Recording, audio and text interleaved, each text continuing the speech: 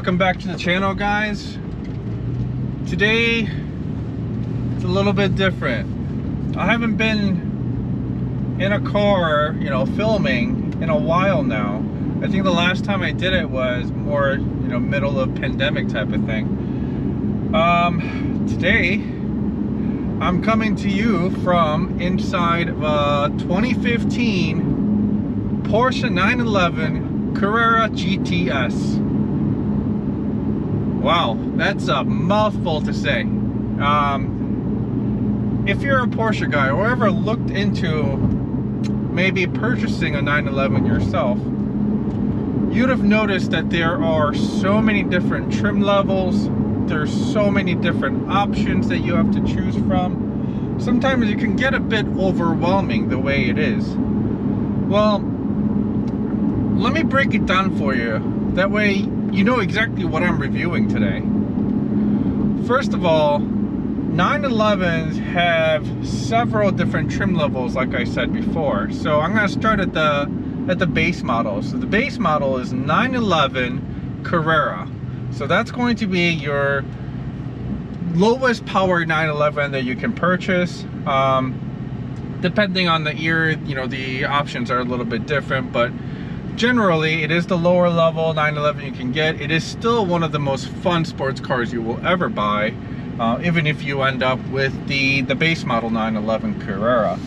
If you wanted to bump that up and get a little bit more horsepower, you want a little bit more speed out of it, you can always opt for the 911 Carrera S. The S model will give you a little bit more power. Also have a little bit of different options that you can choose from when it comes to little trim things. And then on top of the S, you can actually opt for the GTS, which is what I am in today. Now, after the GTS model, it goes up to the Turbo, or the GT3, GT3 RS, or even the GT2 RS. Now, why am I in a GTS today? Well, here's the thing. When it comes to the Carrera models, anywhere from the base model Carrera to the Carrera S to the Carrera GTS, all the way up till 2016, all these cars were naturally aspirated. So whether it be the 3.6 or the 3.8, they were all naturally aspirated. And they were known for their amazing sounding exhaust notes from factory. So you could opt for their Porsche Sports exhaust system and you'll be able to hear the engine roaring behind you, and on top of that you can hear some great exhaust notes out of these naturally aspirated Boxer 6 engines from Porsche. Now, this particular GTS I'm in today is the 991.1 GTS, which means this is the very last generation of the naturally aspirated Porsche 911 engines. Now, that's not counting the GT3 or the GT3 RS model. The reason we don't count that is those are more race-focused 911s. This is street-focused 911. So out of all the street-focused 911s, this happens to be the last iteration that makes the most amount of horsepower, and it just sounds amazing. So with that said, I want to touch on why GTS over GT3 or the GT3 RS. As I mentioned earlier, GT3 RS, the GT3 and the GT2 RS, which is at the top of the 911 pyramid, they are very much track focused, meaning, one, none of them have rear seats. Not that the 911 rear seats are that great anyway, but you can still fit a small human being in the back, versus 911 GT3, GT3 RS and sorts. You do not have the option to have additional passengers in the back seat because there are no back seats. On top of that, because they are track focused, the suspension is quite harsh on regular roads. If you've ever been on a track, tracks are known for smooth riding. They have to be smooth. You're driving super fast around corners, you're trying to get around cars. You can't have potholes, you can't have crazy dips and bumps like the regular roads do.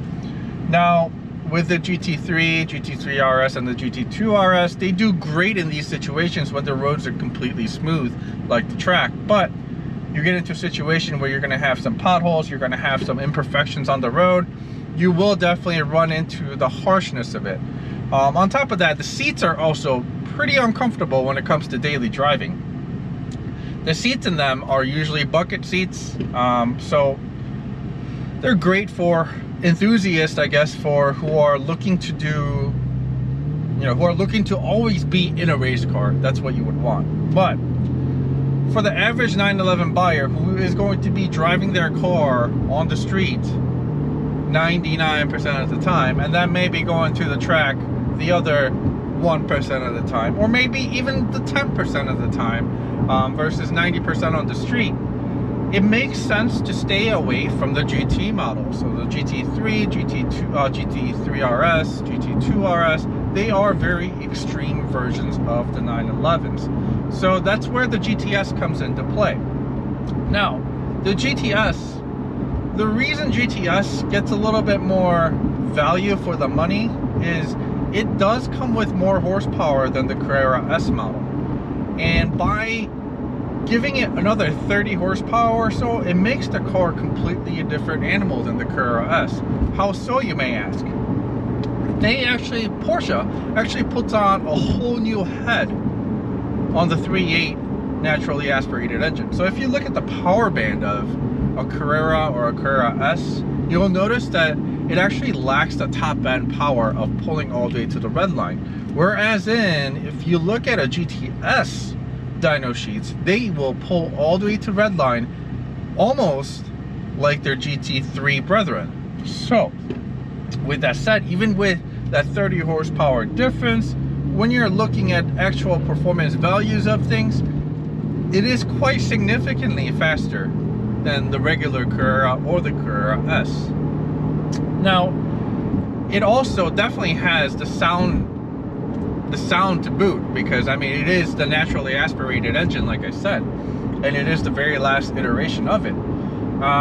And that is one of the reasons why a lot of the Porsche enthusiasts really look to purchase a 991.1 GTS, and why this particular model is holding value so well compared to the other Carrera models.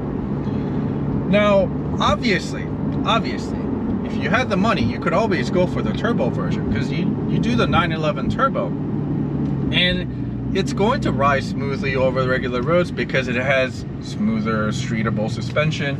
It has way more power than the GTS. It has some 120 more horsepower, I believe, if I'm not wrong right now, than the GTS. Because of the twin turbos, it is super quick to respond. I actually drove one of my friend's turbo 911s the other day, and it literally has your hair standing up the minute the car starts accelerating. So that review will come later on. But with that said, the 911 turbo is significantly more also expensive than the GTS models. And honestly, the soundtrack of the 911 turbo is, I think a lot of the reviewers actually compare it to a Hoover vacuum. So the soundtrack is horrible on those turbo engines. So with that said, let me let you listen to how this car sounds when the exhaust is opened up. Because notice, you really haven't heard any exhaust note, right? Because I've been driving in regular comfort mode with the exhaust valve shut. Now, the minute I open up the exhaust and get on it, you'll notice that the sound note completely changes. You'll be able to hear the car, and you know, it's going to be what brings out the experience of driving the GTS as much as possible. Because with the GTS, I also want to remind you that the GTS actually revs out to 7,800 RPMs. That's 7,800 RPMs versus 7,400 RPMs of regular Carrera S. So that's where that new head comes into play. And like I said, it pulls all the way up to red line for that. So I'm actually pulling up to a highway entrance here in a little bit. I am going to get on it there on the highway entrance for you. That way you can hear it and I really don't get in trouble for speeding. While we're getting there, I do also want to point out the difference between a Carrera S and the GTS. So technically you can take a Carrera S and spec it out exactly the same as a GTS. So you could find a Carrera S with the power upgrade from factory, and they will definitely put, Porsche used to offer that, so they will put the GTS engine into a regular Carrera S, giving you that extra horsepower bump. Also, you can option out all the sports chrono pack, the PASM and everything like that that comes on a GTS standard, and that will actually all work out within the Carrera S package if you want it. However, the GTS was a bargain because it came out to be cheaper to buy a GTS than to spec a Carrera S the same as what comes standard on the GTS. So a lot of times you will not find a Carrera S with the power pack or anything like that on the road. As we go on here, if you've looked at any other reviews of a Carrera GTS, you'll notice that a lot of the reviewers will say this is the best 911 you can buy for the money. I have to say, I kind of agree, because you can have a daily drivable, comfortable sports car that at the touch of a button, whether it be the Sport or the Sport Plus button, turns into an absolute animal. You can still take your lady out on a nice date, and you don't have to worry about sounding like an obnoxious little teenager driving his car with a crazy loud exhaust and popping everywhere. But on the way back home after you drop your lady off, you could push that Sport Plus button, sport mode, open up that exhaust, and let the exhaust gurgle and pop and have fun all the way to red line. So I mean, this car is almost like Dr. Jekyll and Mr. Hyde. It has two completely different personalities, and you can definitely enjoy both aspects of it without issue. Porsche obviously has its pedigree, you know, everybody knows Porsche. They're one of the greatest sports car makers, period. And the most beautiful thing about Porsche is it's not like the Ferraris or Lamborghinis where your maintenance cost is going to eat you alive. You can maintain this like almost like a regular car, you know, all it really needs is proper oil changes, and you just have to worry about doing proper maintenance, you know, water pump, things like that. It's not crazy over-engineered, you know, has like 6 different drain plugs like Lamborghinis do. It's simple. You could even work on it at your home if you really wanted to. Let me see if I can get on here again. I'm gonna slow down a little bit for the cars ahead. Got a little bit of an opening. Here we go.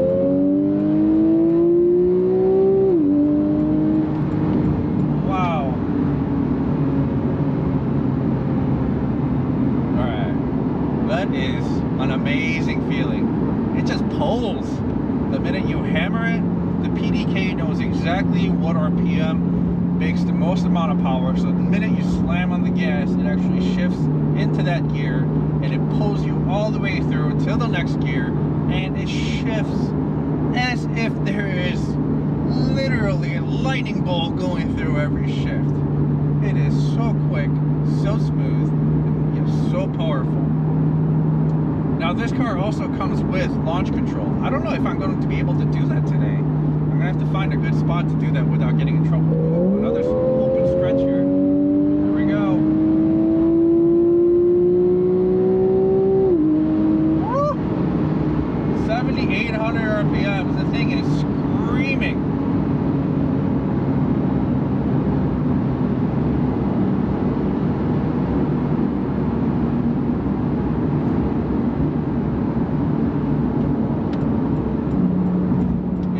ever thought I will never buy a 911 unless it's a turbo, I'll tell you this: you've never experienced 911 in your life if you think turbo is the only option you have when it comes to 911. This GTS model, one, holds value almost as good as the turbo models do. Two, that NA sound note, the soundtrack is unbelievable. You're basically getting the sound note as close to the GT3 as possible without sacrificing your comfort, without sacrificing your street drivability. And at the end of the day, like I said, you just put it back into normal mode and we're back driving like a regular car on the street. Like, I just did all that back in the highway and nobody would expect me to have done that, because now when you're sitting outside my car or this car, you're not going to be hearing that exhaust rumbling and growling because I turned everything off. I mean, this car is just amazing. For anybody that's in the market for a 991 Porsche 911, I would say take a hard look at the GTS models. The GTS models will definitely surprise you, will definitely be a good foot in the door for you for 911s. The car itself is pretty much modified from factory. You know, it's lowered, it has black 20-inch Turbo S wheels on it, center locking wheels. I mean, you can get some of the GTSs with the 5-lug, but I mean, center lock, it just looks amazing. So you can do the center locks, Alcantara interior. This particular GTS actually opted out of the Alcantara seats so that the original owner could actually opt for the cool seats. So it has basically a fan built into it. So on a hot day like this, I could turn on the cool seat and I could feel the nice cool air on my back. So this particular car, also when it comes to technology, it's what they call PCM, Porsche Communications Module or something like that. But their radio system, basically, it's pretty crappy when it comes to what the factory system is. However, there are good aftermarket solutions, which this particular car has. It is able to do wireless CarPlay, which basically solves all the issues of the OEM radio. So OEM radio, the biggest gripe I have about the 991.1 is the radio. Whenever you turn the car on, the radio turns on. Like, I mean, the radio turns on. So you could have everything turned off, volume turned down and everything. You turn the car off and turn it back on, the radio comes right back on again. It's just annoying. It's just stupid. Why couldn't they have just let the user switch into whatever they want after the car's been on? It just defaults right on and it goes, and your speaker's back on again, even if you turn the volume down. So, but with this Apple CarPlay unit that's been retrofitted into this car, that actually goes away. You don't have to worry about that. And obviously, because it's Apple CarPlay, you know, you get the Google Maps, you get the Waze Maps, you can get the Apple Maps. You can do all the things that a regular Apple CarPlay does. You know, you can listen to music on Spotify and all that. So that pretty much brings up the car to the current standards when it comes to the in-car entertainment value, the in-car entertainment of the performance and driving of it. I mean, Porsche took care of that for you, right?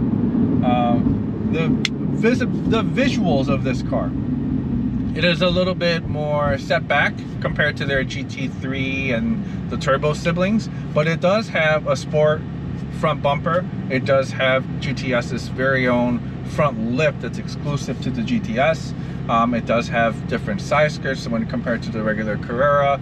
It has black accents all over, so you're looking at the rear grille that is completely blacked out. The headlights are blacked out. Even the headlight washers are blacked out. You're looking at the the actual emblems that says 911 Carrera GTS is all blacked out. So Porsche really went through trying to make this thing look sporty, but at the same time not go too overboard with crazy aero like, you know, they did on the GT3 and the GT3 RS, and of course the GT2 RS, which is out of this world when it comes to aero.